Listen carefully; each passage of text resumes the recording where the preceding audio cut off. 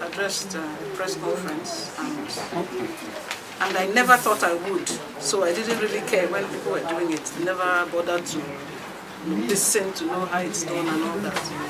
But I'm faced with it now. I'm just going to read out my thoughts.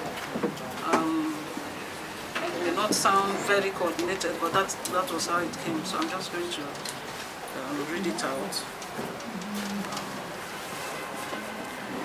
The Association of Nigerian Authors initiated the celebration of the voice at 55 in collaboration with the Gabriel Okara Foundation, the Bayelsa State Library Board, and the Okara family for this year. It is unfortunate that Dr. Gabriel Okara did not live long enough to witness it. But we are happy and rest assured that he heard about it before his demise. The show must go on, as it is often said in entertainment circles. Indeed, we celebrate Dr. Gabriel Imomotimi Gaingbain Okara and shall be forever grateful to him for leading the literary way for many sons and daughters of Ijoland and the world over. Okara will live in his works. Rather, he lives in his works. He would continue to speak to us and to generations yet unborn. That is why the writer, though dead, never dies, as he possesses the ability to speak beyond his lifetime.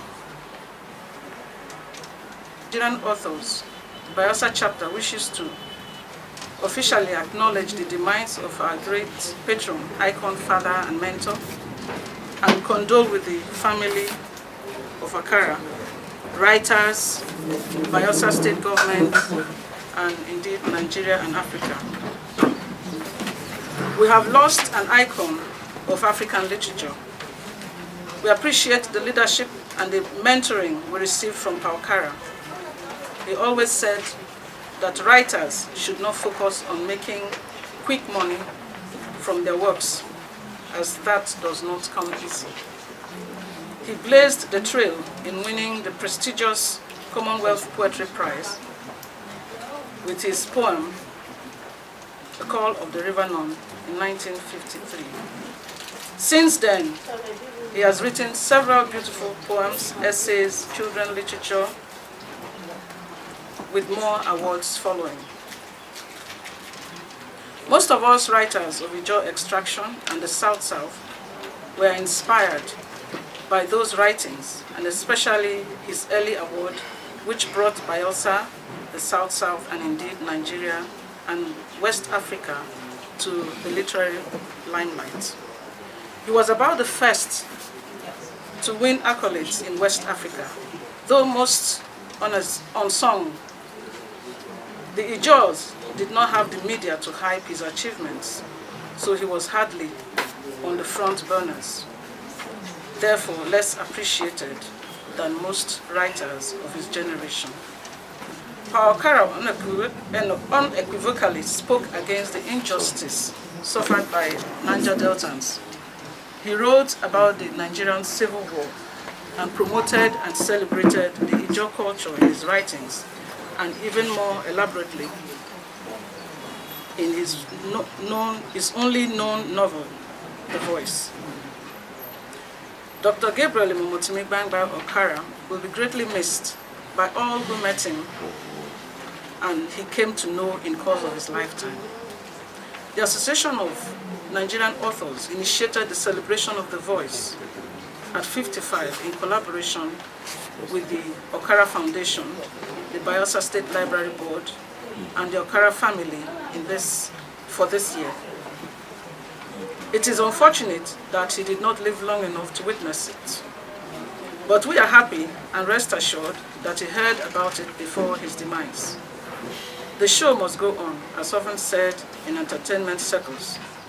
Indeed, we celebrate Dr. Gabriel Okara and shall forever be grateful to him for leading the literary way for many sons and daughters of Ijoland. Pa Okara will live on in his works. He would continue to speak to us and to generations yet unborn. That is why the writer, though dead, never dies, as he possesses the ability to speak beyond his lifetime. Thank you all very much for listening. May his dear soul rest in the bosom of the Lord, in Jesus' name. Because Pa Okara belongs to both Rivers and Bayelsa and Africa in general. While we await the final rollout of program of his celebration for a greater life, we want to make it public that this loss is for all of us, and we are all going to join hands to give him a befitting welfare. I call it welfare. Let him fare well as he goes. As we cast in our coins to the boatman that ferries him gently home, we all know that we shall all meet here again, and in Port Harcourt and in other parts of the country, Nigeria and Africa, because we're making contacts with our people all over the world, that a great Iroquois has fallen, and we must give him what he deserves. It's like having an Achebe, giving him a farewell, giving a Lechamadi farewell. He's all rolling to work for us. Also, our family, the Government College of my family, Old Boys family, are also planning something to also say thank you to our daddy for all he did for us, all the incomes he brought our way, putting this part of the world, the old Eastern Nigeria, on the world map. We've not forgotten. And Anna Rivers, we are grateful also to him for lessening the job for us, because he was actually our own man solely. He was our man. He lived with us until last year when he came over here, as if he was coming closer home. But we thank God for everything, the way it happened. We'll keep our suggestions open too, as we know the government is listening. Please make this a writer's affair, as I always say. Do not make the mistake the Rivers State government made by not understanding who we are bidding farewell. Pa Okara is not known to the world because he was a commissioner or because he was a media man or all that, but because he was a world-renowned writer. This is a writer's passage, and he must be very like a writer. We have the way we do our own things. The government must give Anna Rivers, Anna National on their way to this place. They should have been here now, but they're burying one of our fallen colleagues in Abia State now. They would have been here. From there, they're coming here to see the family. I've been in touch with them. They'll be here maybe tomorrow, if the burial is taking place right now. So they'll be here to see the family too. So please make sure that Anna Rivers, Anna Bayelsa, Anna National are part of what you're doing. Let them form the core of that committee, burial committee. Do not put Anna by the side, because that is the association, that is the family, that's the man is all about. In fact, Pa Okara is all about writing. Let's tell ourselves the truth.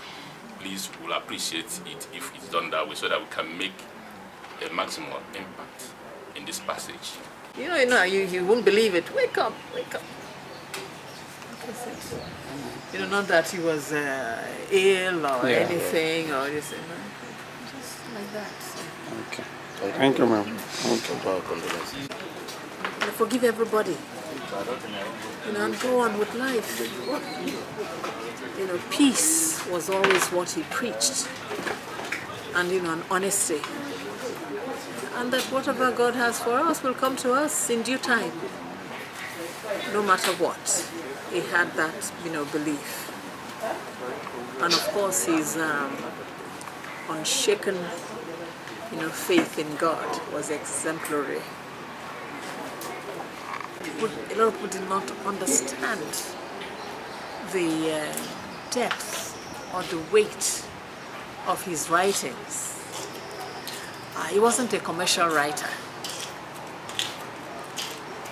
In the world today, it's commercial writing that excels. People don't want to take the trouble thinking, too much. I think that way, people didn't, a lot of people didn't appreciate his writing, because it was sometimes maybe too deep, and people, didn't want to be bothered with that. But in terms of celebration, I think that for him, he wasn't writing to be celebrated. All the awards he got were just people reading and then realize that this man has something. So I think he had several awards, and I must say, he even received the Order of Niger Delta Award from the federal government, and subsequent state governments, of Bayelsa have always, recognized him, and especially the present governor, has made him the poet laureate of the Niger Delta, and this is the one he values most. You'll be celebrated. You may be celebrated outside your country, as he was, all over the world. But finally being honored, by your own people, I think was the greatest joy. And the cultural center in Yenagoa is named after him. And I know when Goodluck Jonathan was governor here, he also honored him. Lameseya honored him. And then he's even a member of the Academy of Letters. That's something a lot of people didn't know. And for him to attain that height, I think he achieved the zenith. To be a member of the Academy of Letters of Nigeria, where you see professors and so on. And he, being a humble writer, was admitted. For that, we are very grateful. Okara was among the first generation of poets who emerged in Africa. And until 1991, in June, when University of Port Harcourt Faculty of Humanity celebrated his 75th birthday, I happened to have been there in that symposium. His record of verses, the magic of verses, were not well adulated and appreciated. Nevertheless, I would describe him as an African romanticist. He was one of the negritude poets in Africa, but not of the radical tradition like David Diop or Leopold Sédar Senghor, but he was of the subtle type of revolution, reflecting the African cadences and the your worldview mostly, talking about the degradation. Even when you read closely the Call of River None, reflecting how you stood on the hills in Udi, reminiscing on the river None that traversed to the river Niger. You see the elements, or you picture the elements of the traditional setup that is being eroded. It's a great loss for Bayelsa.